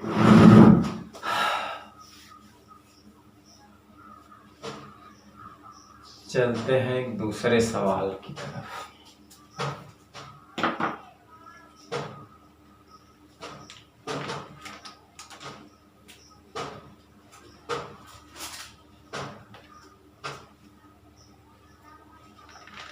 एक आध दो सवाल, अब इस पे 2 सवाल हम जो है वो दे रहे हैं, क्या नाम है, आप घर पे लगाइएगा। ठीक है, चलिए इसको स्क्रीनशॉट ले लीजिए।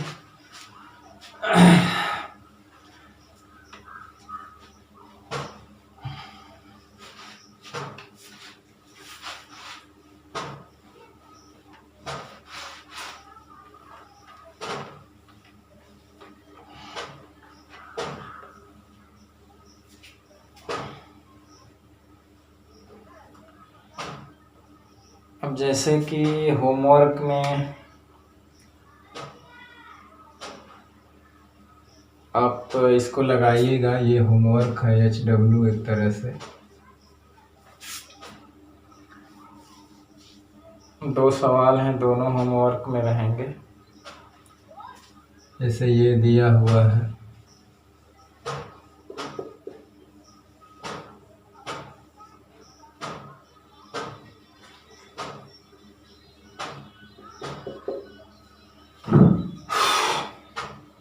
ये 300 ओम है, आर की वैल्यू है 300 ओम। यहाँ पे जो है L 1 हेनरी है और C 20 माइक्रोफैरड रख लीजिए। ठीक, और इसका इक्वेशन दे रखा है 50 साइन 100t है प्लस 30। उसी तरह से आपको इसको ज्ञात करना है, क्या क्या वही चीज़ है, बिल्कुल कोई अंतर नहीं। जैसे हमको एक्सेल पूछा है, एक्सी पूछा है, जेड। फिर दूसरे चीज़ में फाई पूछा है, I0 पूछा है और IT। तीसरे फेज में ये रख लीजिए ERT, ELT और ECT के इक्वेशन पूछे। और चौथे में है शक्ति गुणांक और औसत शक्ति 6। तो आप इससे हूबहू वही सवाल है, थोड़ा सा खाली अंकों में अंतर है, आप लगा सकते हैं उसे कॉपी करके। ठीक है, कोई फर्क नहीं है इसमें। ठीक, अब बहुत होगा, एक सवाल ऐसा होगा जिसमें कि एक्सेल बड़ा हो सकता है, वो छोटा है। ठीक, तो आप इसको स्क्रीनशॉट ले लें, इस पे खुद प्रैक्टिस करिएगा सवाल पे। ठीक है, चलिए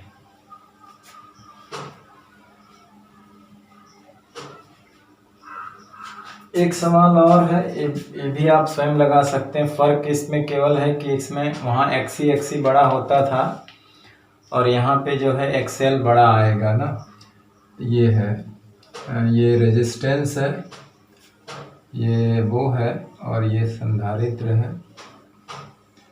कभी कभी देखिए क्या होता है कि करंट का इक्वेशन दे रखा होता है, तो आपको कोई फर्क नहीं है, जैसे कि इसका ना दे करके करंट का मान लीजिए इसमें बह रही है करंट, उसका इक्वेशन दिया हो, तो आप ये जानते हैं कि जो नेट पोटेंशियल से, अब यहाँ पे ये इन दोनों को चेक करेंगे कौन बड़ा है, EL बड़ा है कि EC बड़ा है।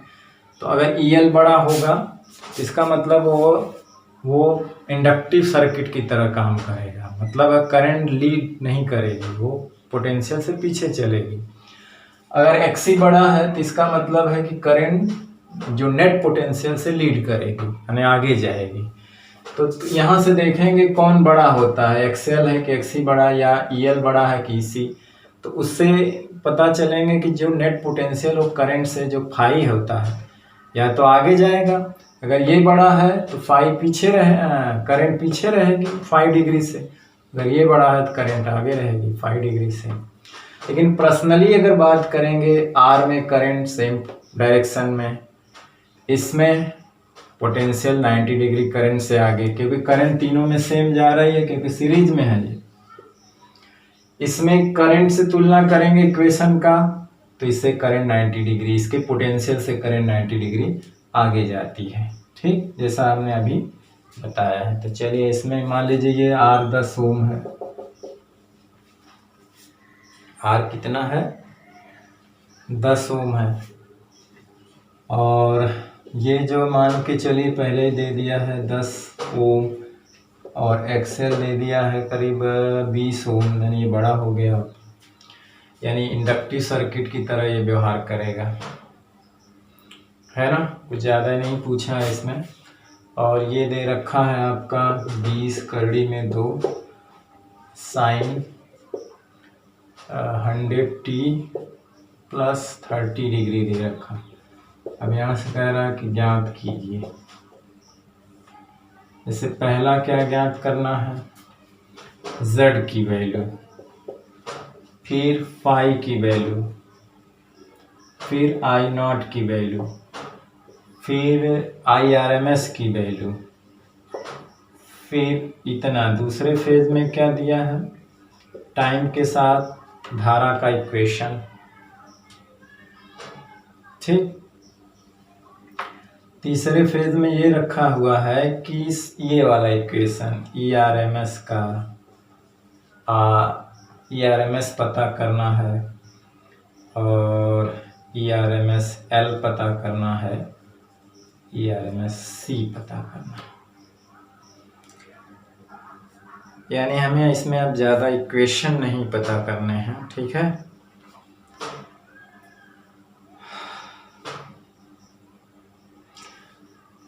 जो हमने एक सवाल लगाया ठीक हूबहू उसका एक सवाल दे दिया है। अब देखिए इसमें क्या पता करना है, Z पता करना है पहले।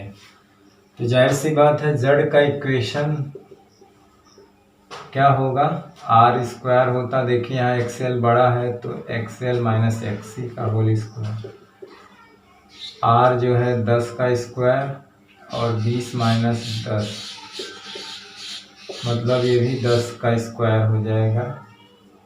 100 मतलब 200, 10√2,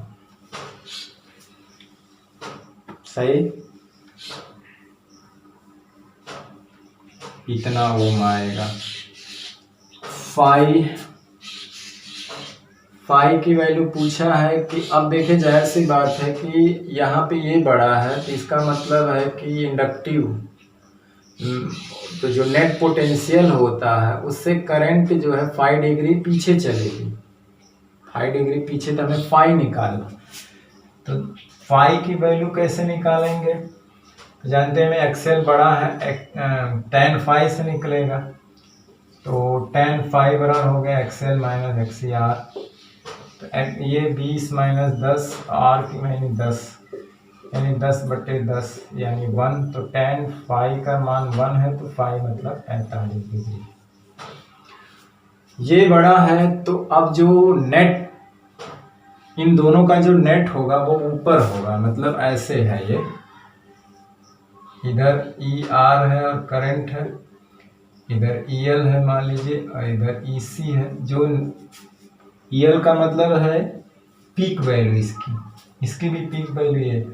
चूँकि अब यहाँ पे EL ग्रेटर देन EC है तो नेट इधर आएगा, EL माइनस EC। तो जो इसके बीच का जो नेट पोटेंशियल होगा E0 इधर जाएगा, जो ये फाई हमने निकाल। अब देखिए करंट से ये नेट पोटेंशियल लीड कर रहा है, यानी करंट पीछे। अगर हमें करंट का इक्वेशन निकालना हो, जैसे यही है, तो हो जाएगा आई नॉट साइन, देखिए यहाँ पे 100t प्लस 30 है, और करंट जो है उससे पीछे चल रही है 5 डिग्री इससे, तो यहाँ -5 हो जाएगा।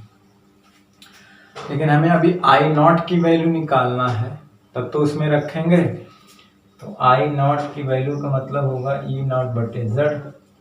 ई नॉट यहाँ से देखिए क्या है 20√2, और जेड की वैल्यू अभी निकाले हैं 10√2, √2 कट गया, 10 गुना 20 यानी 2 एम्पियर। अब यहाँ से इसकी वैल्यू लिखेंगे 2 एम्पियर साइन 100t प्लस 30, 5 का -45। अब इसका लिख सकते हैं कि आई टी जो होगा वो 2 साइन 100t, और ये -15 डिग्री, ये हो गया। आई नॉट की भी वैल्यू निकल गई, फाई का भी निकल गया, और करंट का इक्वेशन भी निकल गया। रही बात ई आर एम एस का, आई आर एम एस, देखिए आई आर एम एस जो होता है, अभी भी सवाल बहुत टाइप के हैं, अभी भी 1-2 वीडियो और होगा न्यूमेरिकल के। अभी थ्योरी का केवल 2 वीडियो बचा है, एक चोक कुंडली ट्रांसफार्मर मोस्ट इम्पॉर्टेंट, और अनुनाद श्रेणी एलसीआर सर्किट अनुनादी परिपथ। ठीक, तो देखिए आई टी, ये आई आर एम एस का मतलब हुआ कि आई नॉट √2, आई नॉट कितना 2 एम्पियर, और ये √2 से ऊपर नीचे अगर गुणा कर देंगे तो ये दो कट जाएगा, √2 आ जाएगा एम्पियर। अब इन सब के क्वेश्चन निकालना है, नहीं इन सब की वैल्यू निकालना है। तो देखिए यहीं पे हम लिख दे E R M S, R का मतलब हो गया current I R M S रहेगी इंटू आर, यहाँ भी current I R M S रहेगा इंटू एक्सएल, यहाँ भी current I R M S रहेगा इंटू एक्सी। एक्सएल एक्सी हमें कैलकुलेट करना होगा, आर तो हमें दिया, तो देखिए एक्सएल एक्सी भी दिया, देखिए आई आर एम एस भी पता है, एक्सी भी पता है, एक्सएल भी पता है, आर भी पता है। आप गुणा करेंगे, आपके सामने रिजल्ट। ठीक, ठीक है। चलिए एक आखिरी सवाल देख लेते हैं बहुत जल्दी में, कि वीडियो लंबा हो रहा है, इसका स्क्रीनशॉट जल्दी से लीजिए।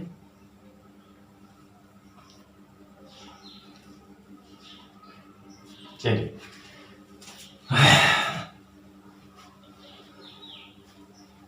और भी इससे रिलेटेड सवाल छोटे बड़े आएंगे, अभी कुछ इसके एग्जाम्पल एनसीईआरटी के होंगे, कुछ बोर्ड में आए हुए प्रश्न अब तक के।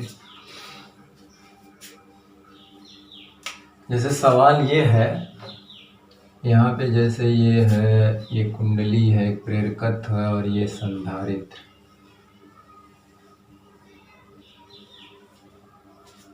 अभी एक टाइप के सारे सवाल हैं, अभी और भी जो बोर्ड में किस किस टाइप के सवाल पूछे जा सकते हैं, अभी वीडियो जो है 1-2 और बनेगी।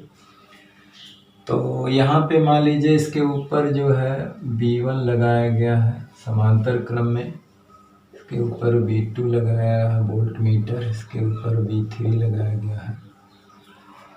ठीक, रीडिंग भी दे रखा है, ये V1 जो है वो 40 वोल्ट नाप रहा है, V2 जो है वो भी 40 वोल्ट नाप रहा है, और ये 10 वोल्ट नाप रहा है। आर हमारा जो है वो 4 ओम दे रखा है। एल क्या होगा, सी क्या होगा, ये पता करना है। करंट इसमें तो आई जा ही रही है। इसका इक्वेशन दे रखा है, ई बराबर ई नॉट साइन दिया हुआ 100 पाई टी प्लस π/6, और यहाँ पे दिया है कि ज्ञात कीजिए। ज्ञात क्या करना है, पहला आई नॉट, दूसरा आई आर एम एस, तीसरा जो है वो इक्वेशन करंट का, ठीक है।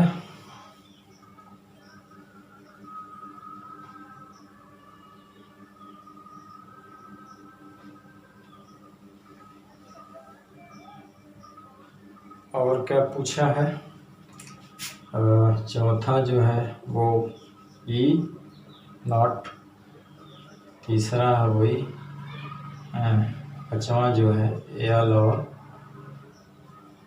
सी की वैल्यू। तो पहले इसमें आई नॉट पूछा है। देखिए इसमें एक चीज़ और है कि यहाँ पे आपको ये जितने भी उपकरण है, वोल्ट मीटर है, वो इनके ये तो इसका प्रतिरोध नापेगा, ERMS वैल्यू नापते हैं जितने भी। देखिए ये जो है जो विभवांतर नापता है ERMS वैल्यू, ये भी ERMS वैल्यू नापेगा, वो तो मान लीजिए ERMS वैल्यू नापेगा तीनों का। अगर प्रत्यावर्ती वोल्टेज है तो जो भी वोल्टेज है प्रत्यावर्ती विभवांतर करंट नापने के लिए वो उसके शिखर मान, इंस्टेंटेनियस मान नहीं बल्कि उसके ERMS मान नापते हैं। ऐसा पीछे आपने पढ़ा भी है और नोट में लिखा भी है। तो ये सारे ERMS वैल्यू हैं। जैसे 40 वोल्ट है, ERMS R दिया है, 40 वोल्टेज ERMS L दिया हुआ है, ठीक है। तो हमारा जैसे कि ERMS R जो है वो कितना दिया हुआ, 40 वोल्ट, तो ये होता IRMS into R equal to 40 volt. तो R की वैल्यू 4 ओम है, तो ये 4 40, तो यहाँ से IRMS 40/4 यानी कि 10 एम्पीयर। एक निकल गया हमारा IRMS।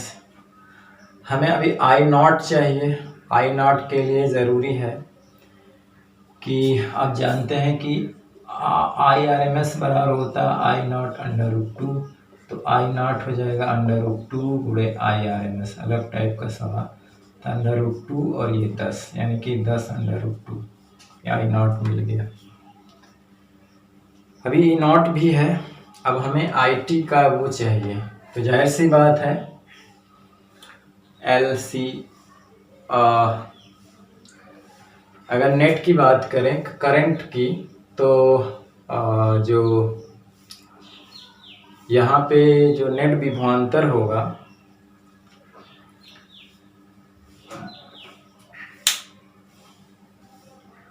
यहाँ पे देखना है कि कौन बड़ा कौन, यहाँ पे देखिए कि कौन सा बड़ा, ये 40 वोल्ट का मतलब ये बड़ा है, मतलब ये प्योर इंडक्टिव होगी, इंडक्टिव सर्किट होगी, प्योर नहीं मतलब R के साथ इंडक्टिव होगी।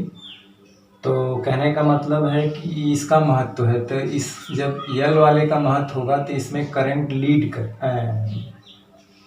मतलब है कि पीछे चलती है ना। इसमें करंट क्या होती है, पीछे चलती है, इसमें करंट आगे चलती है।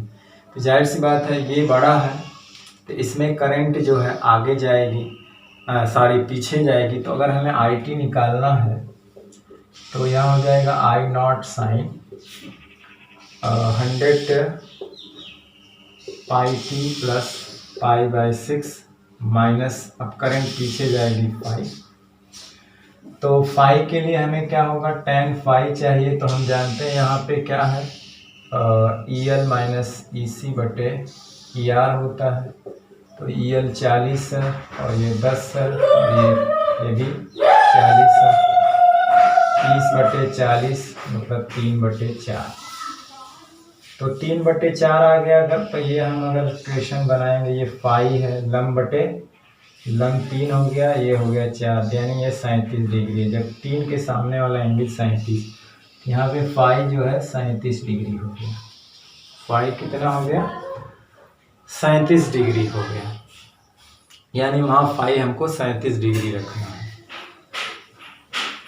ये अब बताए हैं, इसी के आधार पे ये आता है XL माइनस XC/R, क्योंकि I नॉट से गुणा कर देंगे यहाँ पे, इसको क्या लिखेंगे EL, I not XL, I not XC या IXL, IXC, IR, II cancel हो जाए, वो अक्सर में I नॉट ही होता है।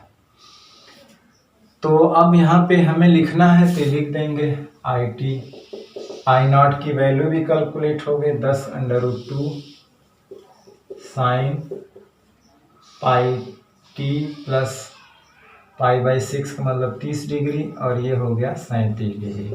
आप घटा के लिख सकते हैं। ठीक,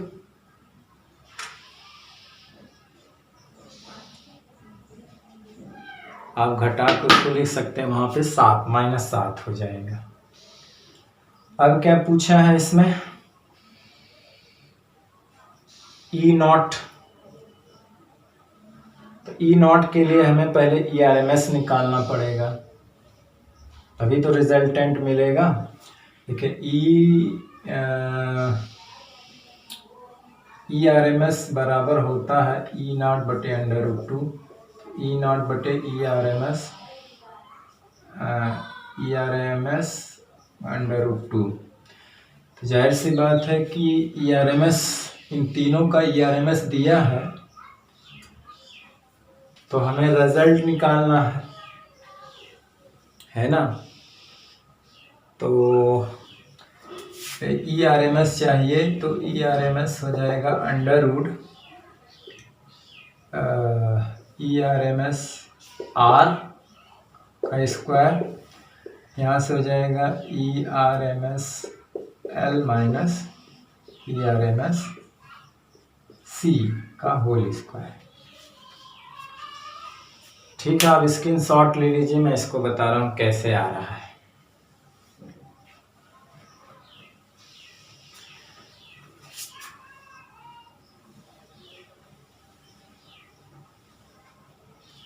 चलिए बता रहा हूँ कैसे है।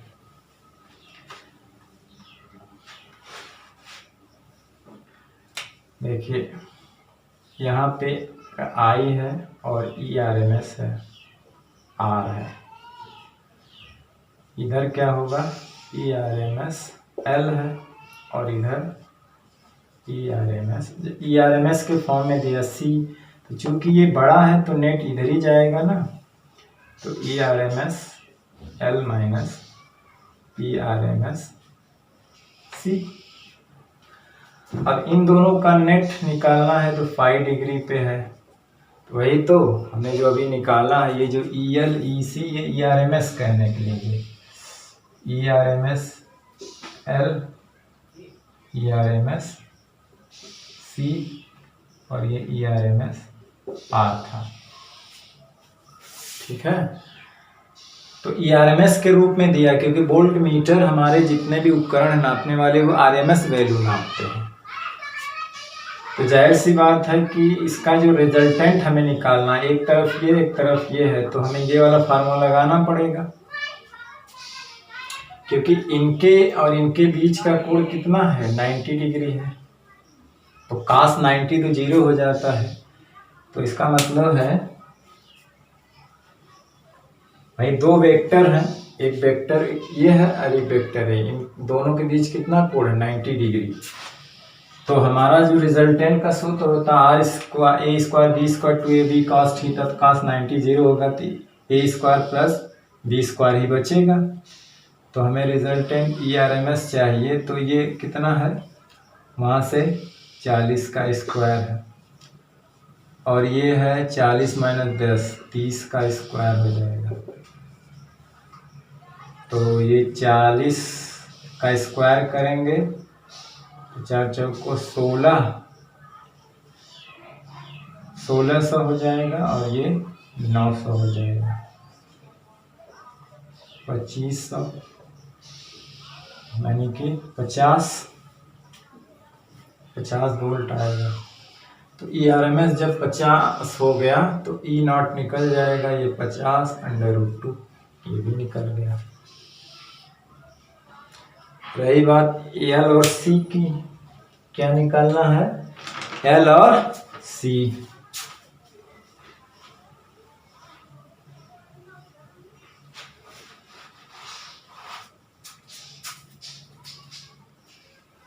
तो जाहिर सी बात आप जानते हैं कि ERMS L बराबर होगा IRMS एक्सियल, यही होता है। अब ये दिया है, एल की बात करें तो ये है दिया है 40 और IRMS की वैल्यू कितना आई थी 10√2। IRMS आई थी 10। और रही बात एक्सेल की, तो एक्सेल बराबर होता है ओमेगा एल। IRMS कितना आया था, तो ERMS है, IRMS शायद 10 आया था, जो भी हो 10 या 10 कड़ी में 2 जो भी आया था। तो यहाँ से 10 10 ये कट जाएगा 4 है। ओमेगा एल को हम कहते हैं ओमेगा की वैल्यू यहाँ से निकले 100 पाई टी होगा, 100 पाई गुणे एल। तो यहाँ से एल बराबर हो जाएगा 4/100 पाई। ठीक है, जो भी कटेगा ये 25 चौका 100 यानी 1/25 पाई एल हो गया।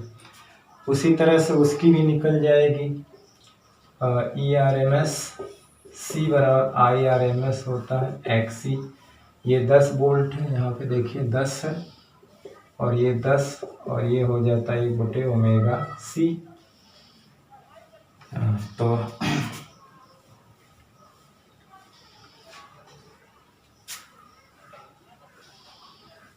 एक बटे ओमेगा सी, तो ये 10 से 10 कट गया, मतलब 1/ωc बराबर 1 हो गया, यानी कि C बराबर 1/ω, यही ना, 10 है तो 10 से 10 कट गया। तो ओमेगा की वैल्यू कितना हो गई, ओमेगा की वैल्यू यहाँ दिया 100 पाई, 1/100 पाई, यही फैराड, ये आंसर हो गया। याद रखना कि जितने भी प्रत्यावर्ती धारा वोल्टेज नापने वाले उपकरण होते हैं उसके ERMS वैल्यू को नापते हैं। ठीक,